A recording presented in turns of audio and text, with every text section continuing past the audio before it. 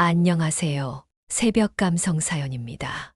고요한 새벽 당신의 마음을 따뜻하게 비추는 달빛처럼 서로의 이야기를 나누는 시간이 되었습니다. 매일 밤 당신의 작은 속삭임에도 귀 기울이며 함께 웃고 울 수 있는 공간이 되고자 합니다. 당신의 소소한 일상부터 가슴 깊이 간직했던 비밀스러운 이야기까지 모든 순간이 우리에게는 특별한 사연이 됩니다. 이 고요한 새벽, 당신의 이야기를 기다립니다. 여러분의 사연과 함께 이 공간이 더 따뜻해질 수 있도록 구독과 좋아요, 그리고 댓글로 당신의 마음을 들려주세요. 이제 사연을 들으러 가볼까요? 안녕하세요. 경기도에 사는 65세 김영희입니다. 오늘은 제가 지난 설날에 겪었던 정말 충격적이고 믿기 힘든 이야기를 들려드리려고 합니다.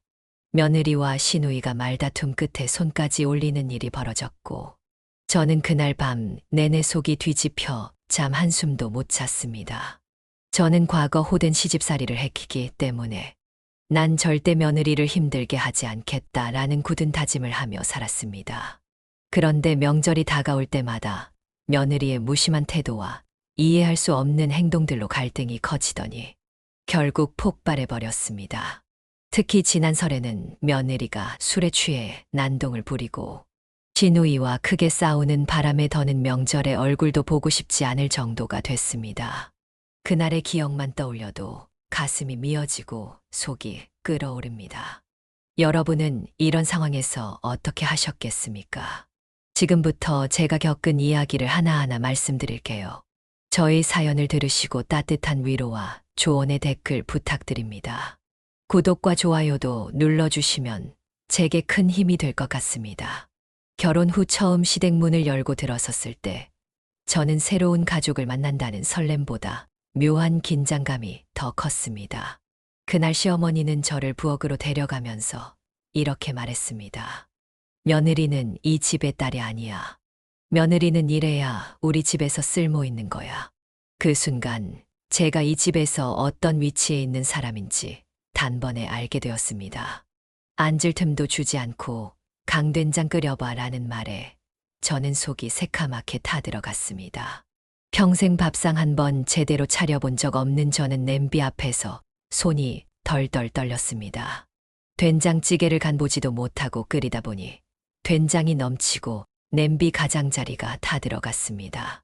그 모습을 본 시어머니는 한숨을 쉬며 말했습니다. 이런 것도 못할 거면 우리 집에는 왜 온 거냐?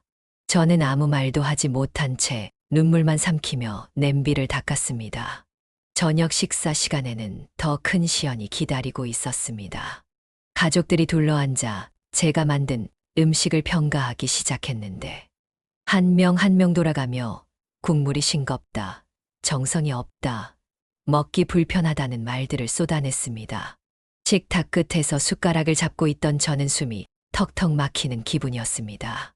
그날 설거지를 하러 부엌에 서서 물을 틀었는데 손등에 뜨거운 물이 닿아 화상을 입었지만 누구 하나 괜찮냐고 물어주는 사람이 없었습니다. 오히려 시어머니는 제 옆에서 손놀림이 왜 그렇게 느리냐, 언제 다 할 거냐며 타박을 멈추지 않았습니다. 명절은 저에게 지옥 그 자체였습니다.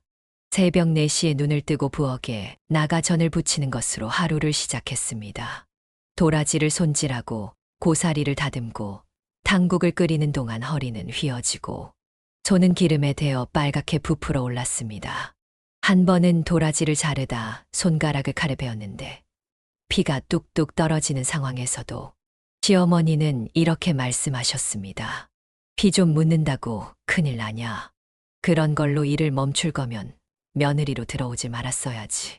저는 눈물을 삼키며 계속해서 손을 움직였지만 속에서는 왜 나는 여기에 와서 이런 대접을 받아야 하나라는 생각이 떠나지 않았습니다. 모욕적인 말은 명절의 전통처럼 따라다녔습니다. 잠시라도 허리를 펴려고 거실에 앉아 있으면 시어머니가 다가와 말했습니다. 며느리가 앉아 있을 자리는 없다. 넌 앉을 생각 말고 손을 놀려라. 그 말을 들을 때마다 제 얼굴이 뜨겁게 달아오르고 자존심이 바닥까지 내려앉는 기분이 들었습니다. 친척들이 모이는 자리에서는 저를 향한 비난이 더 대놓고 이루어졌습니다. 이 집 며느리는 손도 느리고 머리도 느려서 못마땅하다는 말이 아무렇지 않게 오갔고 저는 바닥만 바라보며 꾹 참았습니다. 그날 밤 부엌 구석에서 혼자 울었습니다. 제 자신이 한없이 작고 초라하게 느껴졌습니다. 하지만 그럴 때마다 다짐했습니다. 내가 며느리가 생기면 절대 이렇게 하지 않겠다고요. 내 며느리는 존중받고 따뜻한 가족으로 대할 거라고 스스로에게 약속했습니다. 제가 겪은 아픔은 물려주지 않겠다고 몇 번이고 되뇌며 그 시간을 견뎌냈습니다. 시간이 흘러 막내 아들이 결혼하면서 저도 드디어 며느리를 맞이했습니다. 며느리가 처음 집에 인사를 오던 날, 저는 몇 날 며칠을 준비하며 설렜습니다. 어떻게 해야 며느리가 마음 편히 있을 수 있을까 생각하며 반찬 하나도 정성껏 만들고 집안 곳곳을 깨끗하게 치웠습니다. 그날 며느리가 문을 열고 들어오자 저는 활짝 웃으며 말했습니다. 어서 와라. 우리 집이 불편하면 안 된다. 내 집이라고 생각하고 편히 있어라. 제 진심이 담긴 말이었는데 며느리는 어색하게 웃으며 고개만 끄덕였습니다. 며느리와의 첫 명절이 다가왔을 때 저는 더 큰 마음으로 준비했습니다. 제사 준비는 물론 며느리가 고생할까봐 반찬을 미리 만들어두고 일은 제가 다 하기로 결심했습니다. 명절 하루 전날 밤 저는 며느리에게 조심스럽게 말했습니다. 내일 바쁘니까 너무 일찍 오지 말고 천천히 와도 된다. 힘들면 아예 오지 않아도 된다. 며느리는 웃으며 대답했습니다. 아유, 그래도 명절인데 와야죠. 매년 명절을 혼자서 일했던 것 같습니다. 시간이 지나면 알아서 하겠거니 하고 넘어갔습니다. 그렇게 저는 명절날 아침부터 부엌에 들어가 꼬박 서서 일했습니다. 고사리며 동태전, 탕국이며 나물까지 준비하느라 허리가 휘도록 움직였지만 그래도 마음만은 기뻤습니다. 며느리와 아들이 오면 화목한 시간을 보낼 거라고 생각했거든요. 하지만 며느리는 점심시간이 다 돼서야 도착했습니다. 저는 환하게 웃으며 반겼지만 며느리는 피곤한 얼굴로 들어와 인사를 건넸습니다. 늦어서 죄송해요. 오늘 일이 좀 많아서요. 그리고는 거실 소파에 앉아 아들과 대화를 나누기 시작했습니다. 그때 손자가 할머니, 과일 먹고 싶어요 라고 말했지만 며느리는 아무 말 없이 저를 쳐다봤습니다. 저는 아무렇지 않은 척 웃으며 과일을 깎아 손자에게 건넸습니다. 식사가 끝난 뒤 설거지를 하려고 준비하던 중 저는 며느리에게 말했습니다. 막내야, 상 좀 닦아줄래? 그 순간 며느리는 아들의 옆구리를 찌르며 눈짓을 보냈고 결국 아들이 일어나 상을 닦았습니다. 저는 아무 말도 하지 않았지만 그 광경이 제 마음에 큰 파문을 남겼습니다. 내가 이렇게 배려해 주는데 왜 나를 돕지 않는 걸까라는 생각에 속이 상했습니다. 그 후 몇 년 동안 명절은 비슷한 패턴으로 반복되었습니다. 며느리는 항상 늦게 도착했고 일손을 거들기보다는 아들과 대화하거나 손자와 시간을 보내는 것이 전부였습니다. 그렇다고 제가 강제로 일을 시킬 수도 없어서 항상 혼자 모든 일을 처리했습니다. 지난 설 며느리의 제안으로 역귀성을 하게 되었습니다. 저는 며느리의 어머니, 이번엔 저희 집으로 오세요. 산적이랑 생선만 준비해 오시면 돼요. 라는 말을 듣고 정말 기뻤습니다. 명절이면 늘 부엌에서 쉴 틈 없이 일만 하던 제가 이제는 조금 편하게 보내도 되겠구나 싶었습니다. 며느리와 새로운 방식으로 명절을 보내보겠다는 기대감에 설레며 음식을 준비했습니다. 명절 당일 새벽같이 일어나 산적과 생선을 손수 정성껏 만들고 큰 가방에 담아 버스를 탔습니다. 묵직한 가방을 들고 계단을 오르며 허리가 뻐근했지만 그래도 마음만은 가벼웠습니다. 이제 아들 집에 가서 편하게 쉬겠지라는 생각에 피곤함도 잊혀졌습니다. 터미널에 도착하자 며느리가 마중 나왔습니다. 어머니 힘드셨죠? 오시느라 고생하셨어요. 라는 말에 저는 피곤도 잊고 환하게 웃으며 대답했습니다. 힘들긴 내가 이렇게 마중 나와주니 고맙구나. 하지만 그 기쁨도 잠시 며느리의 집에 도착했을 때 저는 속이 싸늘해졌습니다. 짐이 무거워 허리를 굽힌 채로 현관문 앞에 섰는데 며느리는 저를 힐끔 보더니 현관 비밀번호를 누르기 시작했습니다. 그런데 며느리는 비밀번호를 누르는 동안 자신의 등을 돌려 온몸으로 숫자를 가리는 겁니다. 저는 그 모습을 보며 얼어붙은 듯 멈춰 섰습니다. 내가 뭐 도둑이기라도 한 걸까? 아니, 그래도 내가 가족인데 이건 좀 너무하잖아. 순간 마음이 서늘해지면서 온갖 생각이 스쳐 지나갔습니다. 마치 저는 남이 된 것 같은 느낌, 며느리와 나 사이에 큰 벽이 있다는 것을 깨닫는 순간이었습니다. 그렇게 며느리가 비밀번호를 다 누르고 나서야 문이 열렸고 저는 묵직한 가방을 들고 조심스레 집 안으로 들어갔습니다. 문을 닫으면서 며느리가 어머니, 여기까지 오시느라 정말 고생 많으셨어요. 라고 화난 얼굴로 말했지만 그 순간 저의 마음은 이미 닫혀 있었습니다. 저 말에 진심이 담겨 있을까? 아니면 그냥 형식적인 인사일까? 라는 생각이 머릿속을 떠나지 않았습니다.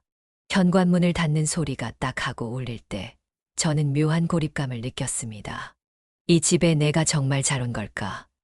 나를 이렇게까지 불편하게 만드는 곳에 굳이 올 필요가 있었을까? 머릿속은 복잡했지만 며느리 앞에서 내색하지 않으려 애썼습니다. 집 안은 정리가 잘 되어 있었습니다. 안방 한쪽에 며느리가 미리 마련해둔 이불이 깔려 있었고 저는 마음속으로 그래도 나름 신경 썼구나 싶어 고마웠습니다. 하지만 부엌을 둘러보니 명절 음식을 준비할 흔적은 전혀 없었습니다. 내가 가져온 산적과 생선으로 다 하려는 건가 싶었지만 그건 큰 문제가 아니라고 생각했습니다. 점심시간이 가까워졌을 때 며느리는 아들과 손자와 함께 앉아 쉬고 있었습니다. 저는 가방에서 준비해 온 음식을 꺼내며 말했습니다. 내가 가져온 걸로 전 부치면 되겠다. 여기 기름 좀 내줄래? 그런데 며느리는 그 말을 듣고도 일어나지 않았습니다. 대신 손자에게 할머니 도와드려야지. 가서 기름 좀 가져와 라고 말했습니다. 순간 저는 당황했지만 아무 말도 하지 않았습니다. 손자가 기름병을 꺼내다 떨어뜨릴 뻔하자 저는 재빨리 다가가 손자 손에서 기름병을 받았습니다. 이게 뭐지? 내가 여기에 왜 온 걸까라는 생각이 스쳤습니다. 그러다 며느리가 어머니, 저 잠깐 나갔다 올게요. 중요한 약속이 있어서요. 라고 말했을 때 저는 그 자리에 얼어붙은 듯 멈춰 섰습니다. 명절 전날 아들네 집에서 음식을 준비하며 바쁘게 움직이고 있는 상황에서 약속이라니. 이게 무슨 소리인지 이해가 되지 않았습니다. 막내야, 무슨 약속인데 이렇게 나가야 하니? 라고 물었지만 며느리는 당연하다는 듯 대답했습니다. 어머니, 저도 제 친구들이랑 시간을 좀 보내야죠. 명절이라고 집에만 있을 수는 없잖아요. 그 말을 듣는 순간 제 가슴은 철렁 내려앉았습니다. 집에만 있을 순 없다고. 그럼 나는 왜 여기까지 온 거지? 내가 내게 부탁해서 내가 이 무거운 음식을 다 준비해 온 건데. 머릿속에서는 수많은 생각이 교차했지만 저는 아무 말도 하지 않았습니다. 대답을 하려고 해도 목이 메어서 말이 나오지 않았습니다. 며느리는 아무렇지도 않게 옷을 챙겨 입고 나가버렸습니다. 문이 닫히는 소리가 뇌리에 쾅 하고 울렸습니다. 그 자리에 혼자 서 있던 저는 멍하니 부엌을 바라봤습니다. 냄비에서는 육수가 끓고 있었고 도마 위에는 아직 다듬지 못한 채소들이 널브러져 있었습니다. 내가 왜 이러고 있지? 명절에, 그것도 다른 사람 집에서. 내가 왜 이렇게 혼자 모든 걸 하고 있지?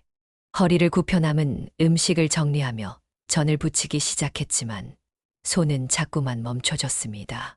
전 부침개가 프라이팬 위에서 타들어가고 있는 것도 몰랐습니다. 갑자기 가슴이 뜨겁게 달아오르며 억울함이 북받쳐 올랐습니다. 내가 너를 딸처럼 생각해서 여기까지 온 건데, 내가 나를 이렇게 대하는 이유가 뭐지? 내가 그렇게 하찮은 존재였던 걸까? 한참 뒤 아들이 부엌으로 들어왔습니다. 엄마, 혜진이가 조금 바쁜가 봐요. 이해 좀 해주세요. 그 말에 저는 더 이상 말을 할 수 없었습니다. 이해, 내가 내 집까지 와서 이러고 있는데 내가 뭘 더 이해해야 하는 거니? 내가 지금 혼자 이 모든 걸 하고 있는데 아들에게 화를 내고 싶었지만 차마 그러지 못하고 그냥 손만 움직였습니다. 저녁 무렵 며느리가 돌아왔습니다. 집 안으로 들어오는 며느리의 얼굴은 피곤해 보이기는커녕 오히려 상쾌해 보였습니다. 어머니, 고생 많으셨어요. 제가 도와드렸어야 했는데요. 라는 말을 듣는 순간 제 안에서 무언가 끊어졌습니다. 참고 참았던 감정이 폭발했습니다. 막내야, 내가 정말로 도와주고 싶었니? 내가 집에 있지도 않았는데 내가 여기까지 온 이유가 뭐였겠니? 그제야 며느리는 당황한 표정을 지으며 웃었습니다. 그냥 어머니께서 편하게 명절 보내셨으면 해서요. 저는 며느리의 그 말을 듣고 순간 아무 말도 할 수 없었습니다.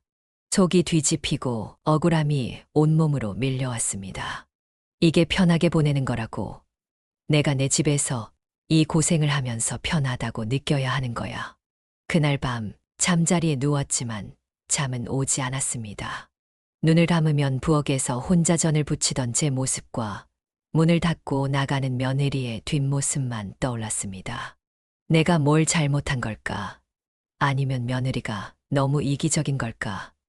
내가 너무 기대를 했던 걸까?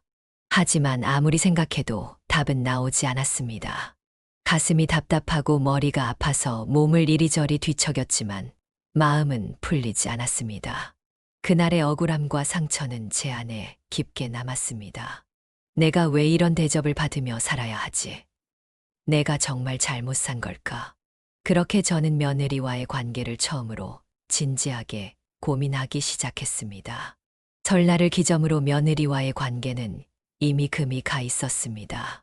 하지만 명절은 어쩔 수 없는 일상처럼 반복되었고 저는 또다시 역귀성을 준비했습니다. 며느리가 부탁했던 대로 산적과 생선을 준비하며 제 마음속에는 자주 섞인 한탄이 떠올랐습니다. 내가 며느리를 위해 이렇게까지 하는데 이번엔 달라질까? 아니, 이번엔 기대하지 말자. 그냥 아무 일 없이 지나가기만 바랄 뿐이야. 그날 아침 새벽부터 음식을 준비한 저는 무거운 짐을 들고 버스를 탔습니다. 가방 무게만큼이나 마음도 무거웠습니다. 터미널에 도착하자 며느리가 마중 나왔습니다. 어머니, 오시느라 힘드셨죠? 며느리는 그렇게 말했지만 손은 제 짐에 닿지도 않았습니다. 저는 무겁게 내려앉은 마음을 숨기며 겨우 웃음을 지어 보였습니다. 그래, 내가 바보지. 며느리가 날 어떻게 대하든 너무 민감해지지 말자. 집에 도착했을 때 부엌은 텅 비어 있었습니다. 며느리는 소파에 앉아 아들과 손자와 함께 TV를 보고 있었고 저는 혼자 부엌으로 가서 준비해 온 음식을 꺼내기 시작했습니다. 내가 여기 왜 왔을까? 이럴 거면 그냥 집에서 하는 게 나았을 텐데. 프라이팬 위에서 전을 부치며 땀이 줄줄 흘렀습니다. 기름이 튀어 손등에 대었을 때 저도 모르게 아야 하고 소리를 질렀습니다. 그제야 며느리가 거실에서 고개를 돌려봤습니다. 어머니, 괜찮으세요? 제가 도와드릴까요? 하지만 며느리는 자리에서 일어나지 않았습니다. 저는 속으로 생각했습니다. 괜찮냐고 물어볼 거면 와서 도와줘야 하는 거 아닌가? 말뿐인 걱정이 무슨 소용이야. 점심 식사가 끝난 뒤 저는 며느리에게 설거지를 부탁했습니다. 막내야, 설거지는 내가 좀 해줄래. 하지만 며느리는 아들에게 눈짓을 했고 결국 아들이 설거지를 하게 됐습니다. 며느리는 여전히 소파에 앉아 휴대폰을 만지작거리며 웃고 있었습니다. 그 모습을 보며 제 안에서 서운함이 쌓이고 또 쌓였습니다. 이건 아니지 않니? 내가 너를 이렇게까지 대려했는데 내가 나를 이렇게 대하면 안 되는 거 아니야? 저녁 무렵 며느리는 갑자기 옷을 갈아입으며 말했습니다. 어머니, 저 잠깐 나갔다 올게요. 친구들 만나기로 했어요. 그 말을 듣는 순간 저는 너무 어이가 없었습니다. 막내야, 지금 명절이잖아. 다 같이 있는 게 중요한데 어디 간다는 거니? 하지만 며느리는 태연하게 대답했습니다. 어머니, 저도 제 시간이 필요해요. 잠깐이면 돼요. 오래 걸리지 않아요. 그렇게 며느리는 집을 나갔고 밤 11시가 넘어서야 돌아왔습니다. 술에 취한 며느리는 비틀거리며 들어오더니 밝게 웃으며 말했습니다. 어머니, 저 왔어요. 너무 늦었죠? 죄송해요. 그 말을 듣는 순간 부엌에서 음식을 정리하던 딸이 고개를 들더니 단호하게 말했습니다. 옳게. 지금 몇 시인 줄 알아? 명절날. 우리가 다 같이 고생하며 음식 준비하고 있는데 옳게는 밖에서 술 마시고 놀다 오면 어쩌자는 거예요? 딸의 말에 며느리는 전혀 당황하지 않고 비웃으며 말했습니다. 아, 늦긴 했네요. 근데 그렇게 예민하게 굴 필요 있나요? 명절이라고 우리가 죽어라 이래야 하는 것도 아니잖아요. 그 말을 듣자 딸의 얼굴이 굳어졌습니다. 옳게. 지금 그게 할 말이야? 엄마카. 이렇게 혼자 고생하시는데 옳게는 그걸 알면서도 이런 식으로 행동해. 그러자 며느리는 술기운에 얼굴이 붉어지며 목소리를 높였습니다.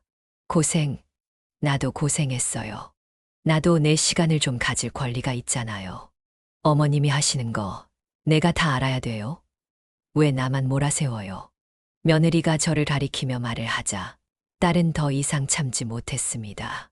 옳게, 그런 말은 엄마 앞에서 함부로 하지 마. 엄마가 얼마나 옳게를 생각해서 여기까지 오셨는데 어떻게 이런 말을 할 수 있어?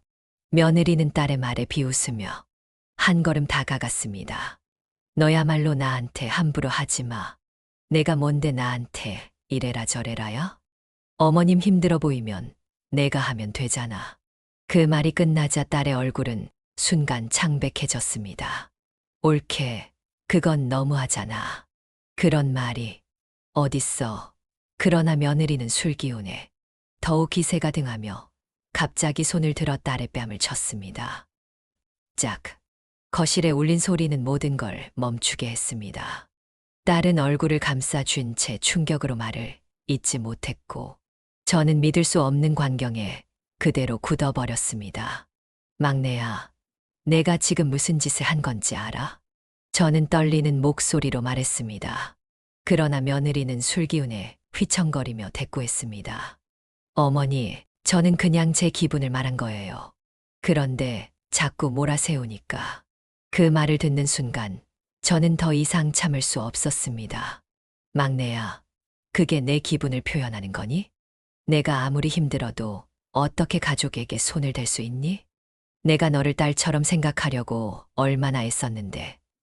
내가 이렇게 배신하면 내가 어떻게 너를 보겠니? 제 말에 며느리는 아무 대답도 하지 않고 방으로 들어가 버렸습니다. 아들은 그제야 나와 상황을 수습하려고 했습니다. 엄마, 죄송해요. 혜진이가 술이 과했던 것 같아요. 그러나 저는 그 말을 듣고 고개를 저었습니다. 술 때문이 아니야. 막내의 마음이 문제야. 내가 이 집에 와서 이런 꼴을 보려고 한 게 아니야. 며느리가 딸의 뺨을 때렸던 그날 밤, 저는 더 이상 그 집에 머무를 수 없었습니다. 거실에 정적만 흐르고 있었고 딸은 충격의 뺨을 감싸 쥔 채 제 눈치를 보고 있었습니다. 그 모습을 보는 순간 제 마음속에서 뭔가 끊어졌습니다. 이건 정말 아니다. 내가 여기서 더 버틸 이유가 없다. 딸이 떨리는 목소리로 말했습니다. 엄마, 이제 그만 돌아가요. 우리 여기서 더 머물 필요 없어요. 그 말에 저는 깊이 고개를 끄덕였습니다. 딸과 저는 부랴부랴 짐을 챙기기 시작했습니다.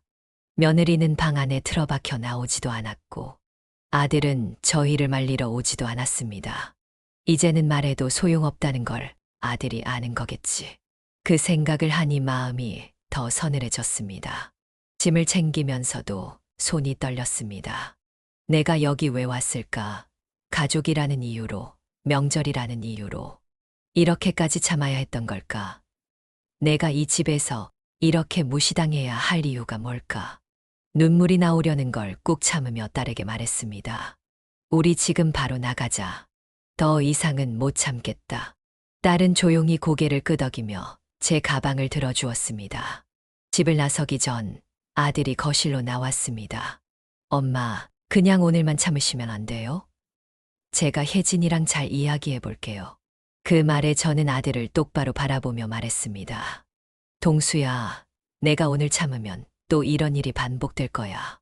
내가 정말로 나를 가족으로 생각한다면 지금 나를 붙잡지 마라. 나도 이제 더 이상 이런 상처를 받고 싶지 않다. 아들은 아무 말도 하지 못했고 저는 딸과 함께 문을 열고 나왔습니다. 밖으로 나왔을 때 밤 공기가 차갑게 느껴졌습니다. 하지만 그 차가움이 오히려 저를 깨우는 것 같았습니다. 이제 정말 끝이다. 내가 더 이상 참지 않겠다고 결심한 날이다. 딸과 저는 아무 말 없이 차에 올라 집으로 돌아갈 준비를 했습니다. 차 안에서 딸이 조용히 입을 열었습니다. 엄마, 왜 그렇게 참으셨어요? 이렇게까지 되기 전에 이미 그만두지. 그 말에 저는 한참 동안 침묵했습니다. 딸의 말은 맞았습니다. 왜 이렇게까지 참았을까? 왜 가족이라는 이유로 며느리를 딸처럼 생각하려고 했던 제 마음이 이렇게까지 짓밟히도록 두었을까? 입술을 깨물며 딸에게 대답했습니다. 나도 모르겠다. 그냥 내가 말한 대로 가족이니까. 며느리도 딸처럼 대해주면 언젠가 나를 이해해 줄 거라고 생각했어. 그런데 내가 너무 바보였던 거지. 말을 마치고 나니 한숨이 저절로 나왔습니다. 딸은 제 손을 잡으며 말했습니다. 엄마, 이제 정말로 그만해요. 더는 엄마가 상처받지 않았으면 좋겠어요. 엄마가 이렇게 고생하시는 거 이제 보기 힘들어요. 딸의 말에 눈물이 고여왔지만 저는 고개를 끄덕이며 다짐했습니다. 그래, 더는 참지 말자. 이제 나를 위해 살자. 집에 도착한 우리는 짐을 풀지도 않고 그대로 앉아 한참 동안 말없이 있었습니다. 거실의 조용함이 오히려 저를 위로해 주는 것 같았습니다. 딸이 조용히 물었습니다. 엄마, 이번 명절은 그냥 우리끼리 보낼래요? 아니면 여행이라도 갈까요? 그 말을 듣는 순간 저는 처음으로 명절을 나만을 위해 보낼 수 있다는 생각이 들었습니다. 그래, 여행 가자. 나도 이제는 더 이상 명절이 고통스러운 시간이 아니었으면 좋겠어. 딸은 환하게 웃으며 제 손을 잡았습니다. 좋아요, 엄마. 이번엔 우리가 진짜로 쉬는 명절을 보내요. 명절 아침 딸과 함께 떠난 여행은 제 인생에서 처음으로 저 자신을 위해 보낸 명절이었습니다. 파도가 넘실대는 바닷가를 걷고 조용한 카페에서 딸과 커피를 마시며 웃고 떠들었습니다. 그 순간 지난 수년 동안 느꼈던 억울함과 고통이 조금씩 사라지는 기분이었습니다. 왜 이렇게 늦게 이 결정을 내렸을까? 더 일찍 나를 위해 살았다면 이렇게 고통스럽지 않았을 텐데. 그날 밤 딸과 함께 아들의 집을 떠난 이후로 저는 며느리와의 관계를 완전히 정리하기로 결심했습니다. 딸과 집으로 돌아오는 차 안에서 저는 생각했습니다. 가족이라는 이유로, 명절이라는 이유로 내가 이렇게까지 참아야 할 이유는 없어. 이젠 더 이상 나를 희생하지 않겠다. 그 결심이 생긴 순간 마음 한구석에서 묘한 해방감이 밀려왔습니다. 하지만 동시에 가슴이 먹먹해지기도 했습니다. 결국 이렇게까지 해야만 했던 걸까? 가족인데 왜 이렇게 멀어질 수밖에 없는 걸까? 여행에서 돌아온 후 저는 딸과 함께 조용히 저녁을 먹었습니다. 딸은 식사를 하던 중 조심스럽게 말했습니다. 엄마, 앞으로는 어떻게 하실 거예요? 그 말을 들은 순간 제 마음은 이미 답을 알고 있었습니다. 그래, 가지 않을 거다. 더 이상 나를 깎아내리면서 그 집에 있을 이유는 없지. 이제는 내가 나를 위해 살아야겠다.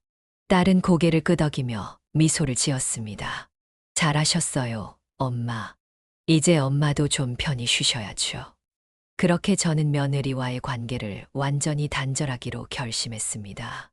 며느리가 했던 행동과 말들은 용납할 수 없는 것이었습니다. 그리고 무엇보다도 제가 그동안 며느리를 딸처럼 아끼고 배려하려고 했던 제 마음이 완전히 짓밟힌 느낌이었습니다. 며칠 후 아들이 전화를 걸어왔습니다. 엄마, 며느리가 엄마 뵙고 싶어 하는데. 그 말이 나오자마자 저는 단호히 잘랐습니다. 아들아, 내 아내는 더 이상 우리 집에 올 필요가 없다. 너희가 알아서 잘 살면 된다. 앞으로 명절이나 무슨 일이 있어도 너희끼리 해결해라. 아들은 당황하며 물었습니다. 엄마, 그래도 가족인데 이렇게까지 하실 필요는 없잖아요. 그 말에 저는 단호히 대답했습니다. 아들아, 가족이니까 내가 참아왔던 거야. 하지만 이제는 내가 참을 이유가 없다.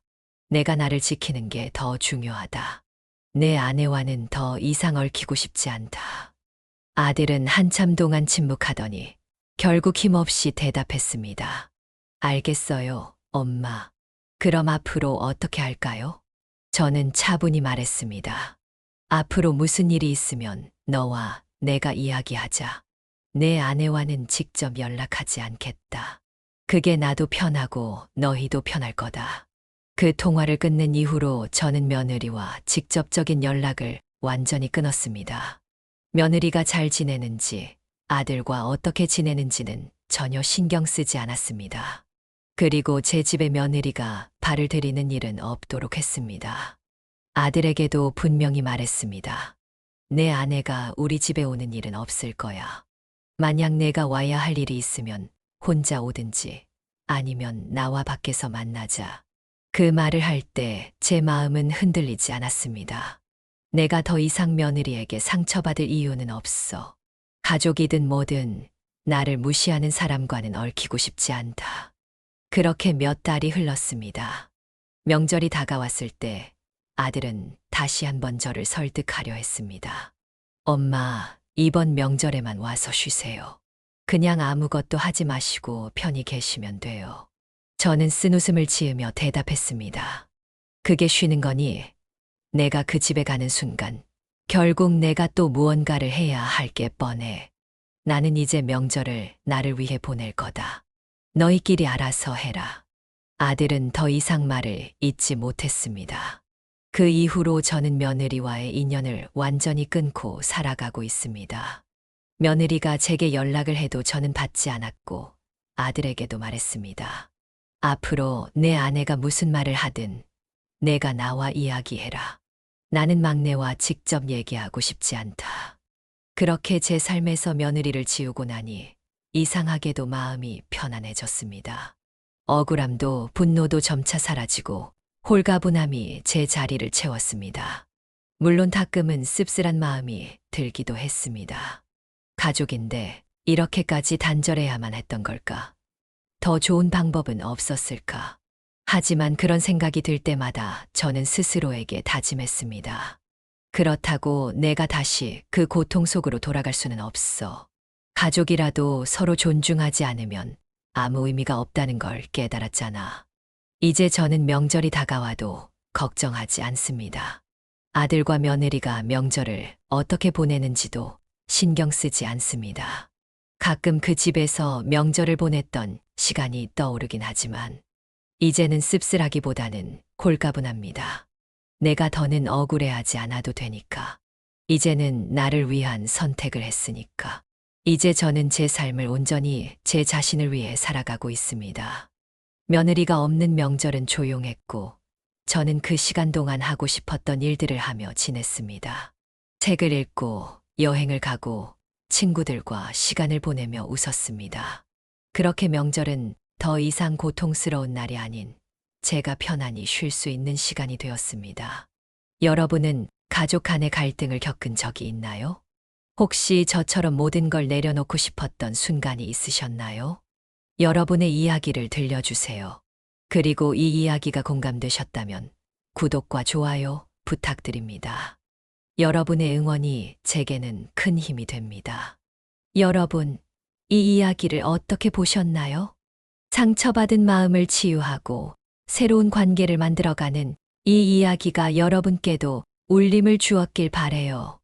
혹시 비슷한 경험이 있으시다면 또는 이들의 이야기를 보며 느끼신 점이 있다면 댓글로 함께 나눠주세요. 여러분의 이야기가 또 다른 누군가에게 위로와 용기가 될 수 있을 거예요. 구독과 좋아요로 응원도 부탁드려요. 다음 이야기로 찾아뵐 때까지 여러분의 일상에도 따뜻한 위로와 희망이 가득하시길 바래요. 지금까지 시청해 주셔서 감사합니다.